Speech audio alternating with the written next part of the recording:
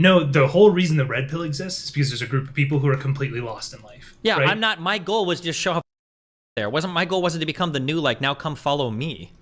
Okay, then don't go on podcasts and say that your like biggest mission you've accomplished in the past year is destroying the red pill or like arguing against the red pill. I don't even know if I've said really that's my that big. First of all, I don't even think that's true, or at least everybody else seems to ubiquitously say that there has been some harm to that space because of people like me and even maybe Melina, right? So one, I don't even know that's true. Number two, my goal was not. I wouldn't say that like my biggest accomplishment is destroying the red pill. I'm more proud of like the debates I've done related to vaccines or Ukraine, Russia.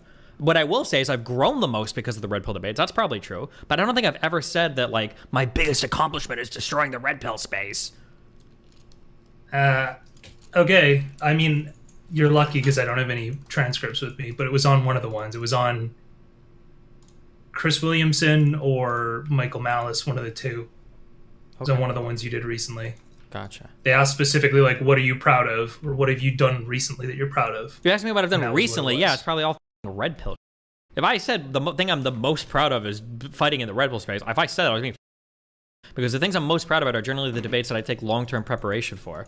Maybe I was thinking of the Rollo and Mike Sartain debate, maybe, but whatever. Like I said the whole time, I've said this to you a lot multiple different times. than when you're in chat now. Okay, I see how you're doing it. Okay, that's cool. All right. Sorry, have you moved me in any direction? No, but in what do you? Hold on, let's find out. What is this saying in chat? Hold on.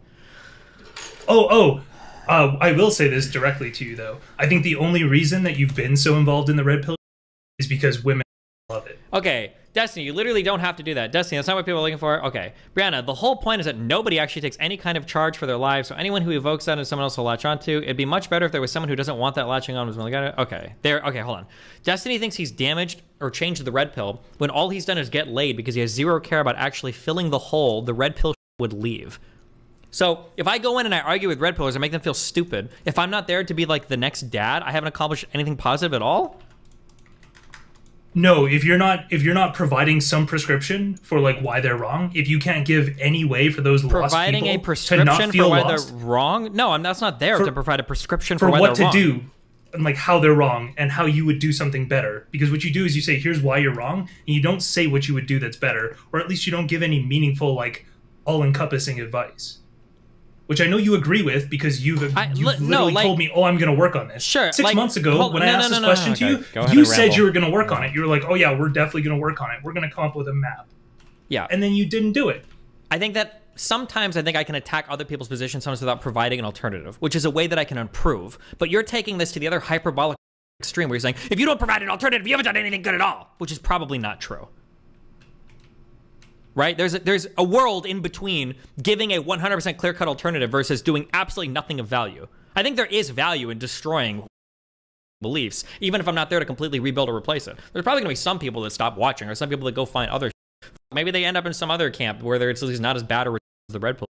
But I don't think just because I'm not willing to step in and be a father figure to all these people that it's a waste of time for me to engage on the platforms. There's probably some benefit, slight benefit, cool, but not enough that I feel like I'm materially wrong. I feel like I'm directionally correct. Oh, okay, gotcha. Well, that's cool. That's good though, because so I have damaged or changed the red pill. That was one statement you made, so you were wrong there. Thank you. Literally, all he's done is make women agree with him and get. You've maybe hurt the people who are doing it. You've maybe hurt like MLD. Okay. You've maybe hurt Rollo, but like Rollo is gonna fall, right? Rollo's. Yeah, but sometimes you need people to show other people how they are. That's my job. Yeah, but Brittany Venti could show people how he is. So did it take a very intelligent person? Brittany Venti just did a pretty sophisticated takedown. I thought it was pretty funny. That was pretty funny. Notice how many octaves his voice went up when he started that sentence? What is that? Look how many octaves your voice goes up when I stick my halfway into your... What does that prove at all? What are you talking he's mad. about? He's mad. I'm not mad. I'm just saying, what a stupid way to counteract what I'm saying.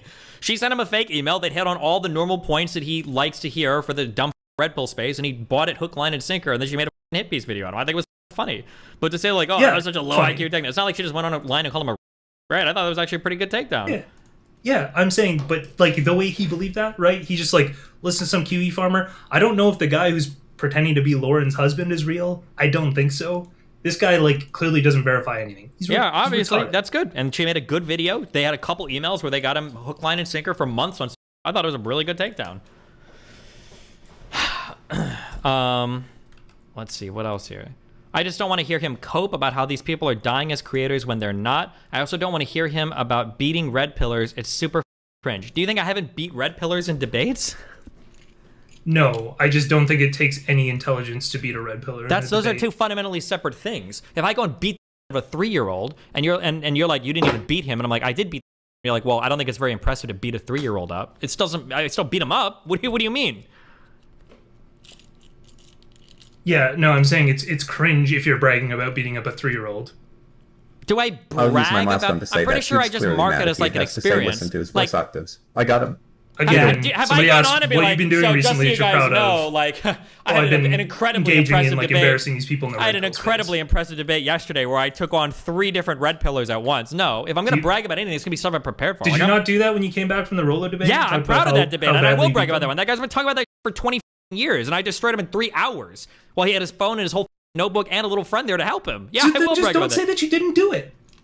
Well, hold on, but that's not bragging about me going on the whatever podcast and owning MLD.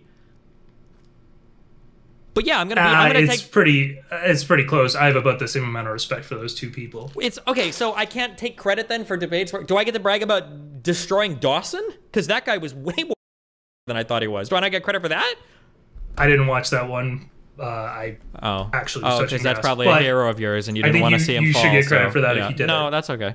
I know that him and Fuentes are like your 2 actual daddies, so I don't want to take away from your respect for them. Don't watch that debate. Right?